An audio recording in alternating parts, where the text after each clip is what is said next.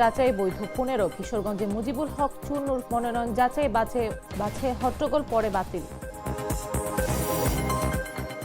গ্রেফতার বৈষম্য বিরোধী নেতা মাহাদির জামিন, সহযোদ্ধাদের প্রতি কৃতজ্ঞতা প্রকাশ।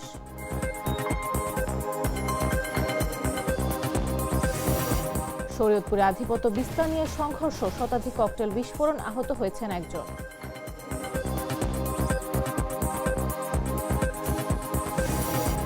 প্রিপেড মিটার বন্ধের দাবিতে ঈশ্বরদীতে হরতাল, সড়কে আগুন, যানবাহন চলাচল কম, বন্ধ দোকানপাট।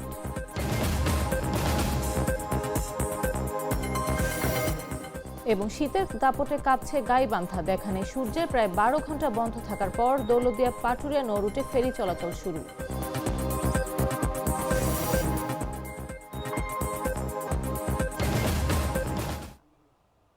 দেশজুড়ে সংবাদে সবাইকে আমন্ত্রণ। সাথে আছে আমি নাফিস আব্দুল্লাহ।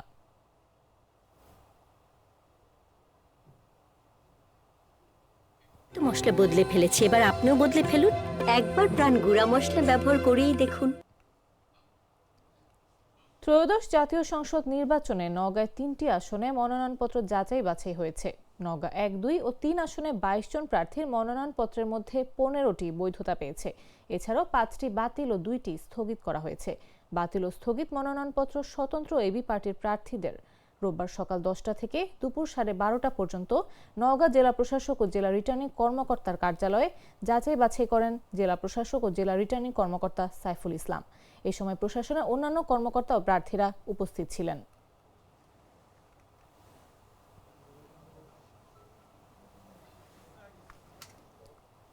জাতীয় পার্টির একাংশের চেয়ারম্যান মুজিবুল হক চুন্নুর মনোনয়ন যাচাই বাছাইকে কেন্দ্র করে হট্টগোলের ঘটনা ঘটেছে। রোববার দুপুরে জেলা রিটার্নিং কর্মকর্তার কার্যালয়ে মনোনয়ন যাচাই বাছাই চলাকালে এই ঘটনা ঘটে। এছাড়া হলফনামায় বিভিন্ন ত্রুটির কারণে তার মনোনয়ন বাতিল ঘোষণা করা হয়। এদিন জেলা রিটার্নিং কর্মকর্তার কার্যালয় মুজিবুল হক চুন্নুকে আওয়ামী লীগের দোসর হিসেবে উল্লেখ করে তার শাস্তির দাবি জানান উপস্থিত জনতা। তবে যাচাই বাছাইয়ের সময় মুজিবুল হক চুন্নু নিজে উপস্থিত ছিলেন না। তার পক্ষে কয়েকজন প্রতিনিধি সেখানে উপস্থিত ছিলেন। পরবর্তীতে মামলার তথ্য গোপন করা, ঋণ খেলাপি হওয়া এবং মনোনয়নপত্রে জাতীয় পার্টির চেয়ারম্যানের স্বাক্ষর না থাকা সহ বিভিন্ন ত্রুটির কারণে জেলা রিটার্নিং কর্মকর্তা মোহাম্মদ আসলাম মোল্লা মুজিবুল হক চুন্নুর মনোনয়নপত্র বাতিল ঘোষণা করেন।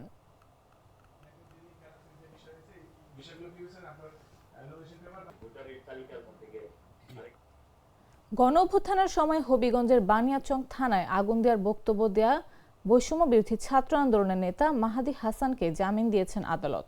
রোববার সকাল 10:15টার দিকে তার জামিন শুনানি হয়। আইনি প্রক্রিয়া শেষে 10:30টার দিকে আদালত থেকে নেতাকর্মীদের সঙ্গে বের হন তিনি।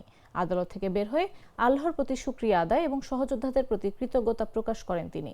এর আগে সকাল 8টায় তাকে হবিগঞ্জের সিনিয়র জুডিশিয়াল ম্যাজিস্ট্রেট 3 আব্দুল মান্নানের আদালতে পাঠায় শায়েস্তাগঞ্জ থানা পুলিশ। পুলিশের কাজে বাধা দেওয়ার অভিযোগে মাহাদিকে গ্রেফতার দেখানো হয়। এদিকে মাহাদির মুক্তির দাবিতে আদালত প্রাঙ্গণে সকাল থেকে বিক্ষোভ করেন বৈষম্য বিরোধী ছাত্র আন্দোলন নেতাকর্মীরা। এতে আদালত প্রাঙ্গণে কড়া নিরাপত্তা নেওয়া হয়েছে। এর আগে শনিবার রাত 8:45টায় তাকে হবিগঞ্জ শহরের শায়েস্তানগর এলাকা থেকে আটক করে শায়েস্তাগঞ্জ থানা পুলিশ। আটকের পর তাকে হবিগঞ্জ সদর মডেল থানায় নেওয়া হয়। ঘটনার পর সংগঠনটির নেতাকর্মীরা সদর মডেল থানার সামনে জড়ো হয়ে তাকে গ্রেফতারের প্রতিবাদে রাতভর বিক্ষোভ কর্মসূচি পালন করেন।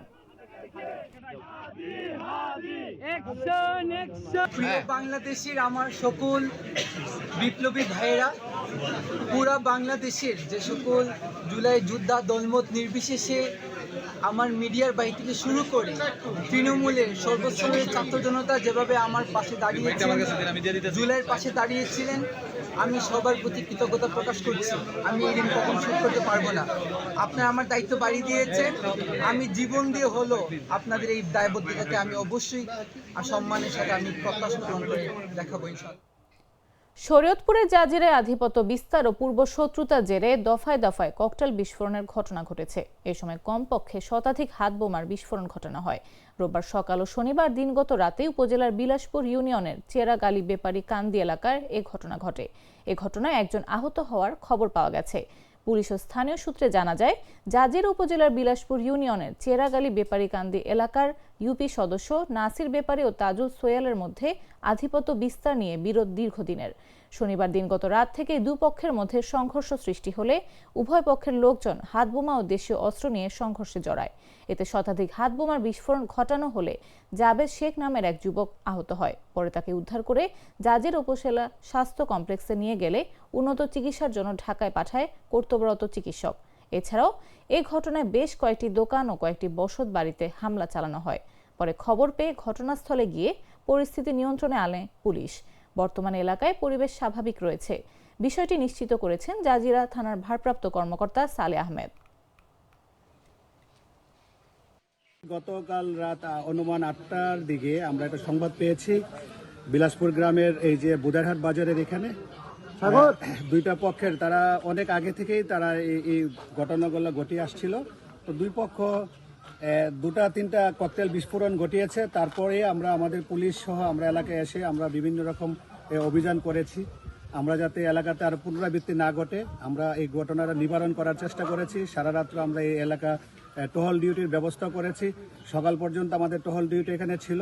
আমার টহল ডিউটি পরিবর্তনের ঠিক মাঝখানে অল্প একটু সময়ের মধ্যে তারা পূর্ব পরিকল্পিতভাবে হয়তোবা দুইটা গ্রুপ দুই দিক থেকে এসে অনেকগুলা ককটেল বিস্ফোরণের ঘটনা এখানে ঘটায়। পরে আমরা সংবাদ পেয়ে তাৎক্ষণিকভাবে আমাদের এই থানার যে পুলিশ পরিদর্শক তদন্ত সহ আমি আমাদের অসংখ্য থানার যত ফোর্স আছে সবাইকে নিয়ে এখানে আসছি। আমরা আস্তে আস্তে কিছু ককটেল বিস্ফোরিত হয়েছে এখানে অনেকগুলা।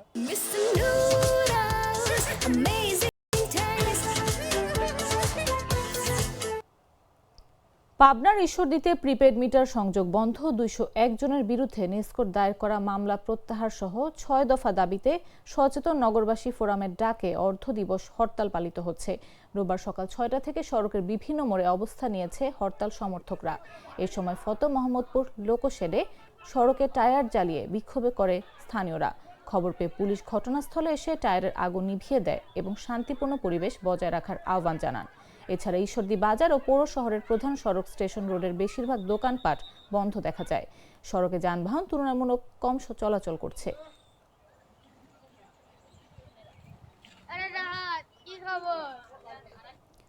রাজশাহীর বাঘায় পদ্মার চরে বাড়িতে ঢুকে গুলি করে সোহেল রানা নামের এক যুবককে হত্যা করেছে দুর্বৃত্তরা। শনিবার দিনগত রাত 1টার দিকে চক রাজাপুর ইউনিয়নের পলাশী ফতেপুর করালি নওশারা গ্রামের চরে এই ঘটনা ঘটেছে।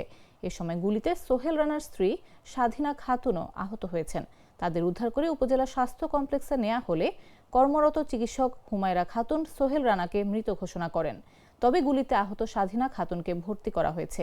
বাঘা থানার পরিদর্শক সুপ্রভাত মণ্ডল বলেন, আগের হত্যার ঘটনাকে কেন্দ্র করে দুর্বৃত্তরা সোহেল রানাকে গুলি করে হত্যা করেছে বলে ধারণা করা হচ্ছে। বিষয়টি নিয়ে তদন্ত শুরু করা হয়েছে, প্রয়োজনীয় ব্যবস্থা গ্রহণ করা হবে।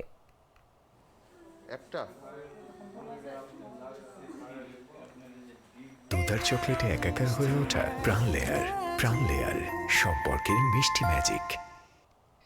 বছরের শুরু থেকে উত্তরের জনপদ গাইবান্ধায় শীতের তীব্রতা বেড়েছে। ঘন কুয়াশার সঙ্গে বইছে হিম বাতাস। গেল 3 দিন থেকে দিনের বেলায় সূর্যের দেখা মিলছে না। এতে বেশি ভোগান্তিতে পড়তে হচ্ছে শ্রমজীবী মানুষকে। রোববার গাইবান্ধায় তাপমাত্রা রেকর্ড করা হয়েছে 11.10 ডিগ্রি সেলসিয়াস।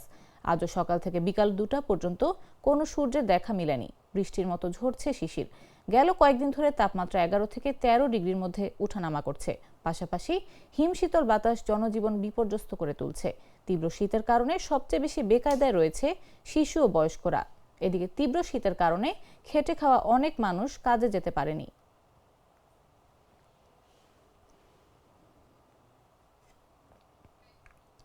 ঘন কুয়াশার কারণে দীর্ঘ প্রায় 12 ঘন্টা বন্ধ থাকার পর দেশের গুরুত্বপূর্ণ দৌলতদিয়া পাটুরিয়া নৌ রুটে ফেরি চলাচল শুরু হয়েছে। রোববার বেলা 11:20 দিকে পদ্মা নদীর অববাহিকায় কুয়াশার ঘনত্ব কমে আসলে পুনরায় এই রুটে ফেরি চলাচল শুরু করে ঘাট কর্তৃপক্ষ। এর আগে শনিবার রাত 11:30 থেকে ঘন কুয়াশার কারণে এই রুটে ফেরি চলাচল বন্ধ হয়ে যায়। রাতের পর থেকে পদ্মা নদীর অববাহিকায় কুয়াশার ঘনত্ব বেড়ে যাবার কারণে চ্যানেলের বিকন বাতি ও মার্কিং পয়েন্টগুলো অস্পষ্ট হয়ে যাওয়ায় নৌ দুর্ঘটনা এড়াতে রাত 11:30 থেকে এই রুটে ফেরি চলাচল বন্ধ করে দেয় ঘাট কর্তৃপক্ষ। এদিকে ফেরি চলাচল বন্ধ থাকায় তীব্র শীতে দুর্ভোগে পড়েন দক্ষিণাঞ্চল থেকে ছেড়ে আসা ঢাকামুখী যানবাহন ও যাত্রীরা। দীর্ঘ সময় ফেরি চলাচল বন্ধ থাকায় দৌলতদিয়া প্রান্তের সড়কে নদী পারের অপেক্ষায় আটকা প্রায় শতাধিক যানবাহন।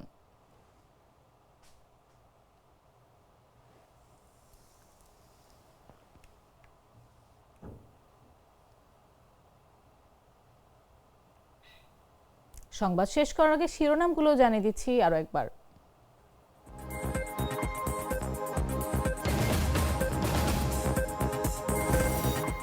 নওগাঁয় 3 আসনে মনোনয়নপত্র যাচাই বৈধ 15। কিশোরগঞ্জে মুজিবুল হক চুন্নুর মনোনয়ন যাচাই বাছাই হট্টগোল পরে বাতিল।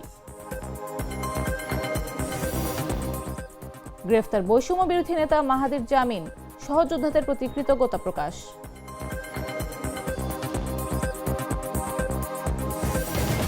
শরীয়তপুরে আধিপত্য বিস্তার নিয়ে সংঘর্ষ, শতাধিক ককটেল বিস্ফোরণ, আহত হয়েছেন একজন।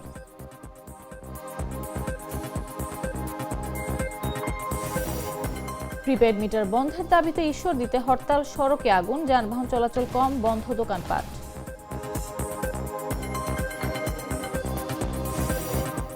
এবং শীতের দাপটে কাঁপছে গাইবান্ধা, দেখা নেই সূর্যের। প্রায় 12 ঘন্টা বন্ধ থাকার পর দৌলতদিয়া পাটুরিয়া নৌ রুটে ফেরি চলাচল শুরু।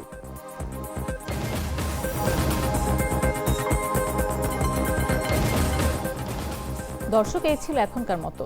প্রতি মুহূর্তে সর্বশেষ খবর পেতে ভিজিট করুন jagonews24.com, ফলো করুন আমাদের ভেরিফাইড ফেসবুক পেজ এবং সাবস্ক্রাইব করুন জাগো নিউজের ইউটিউব চ্যানেল। এতক্ষণ সাথে থাকার জন্য ধন্যবাদ সবাইকে।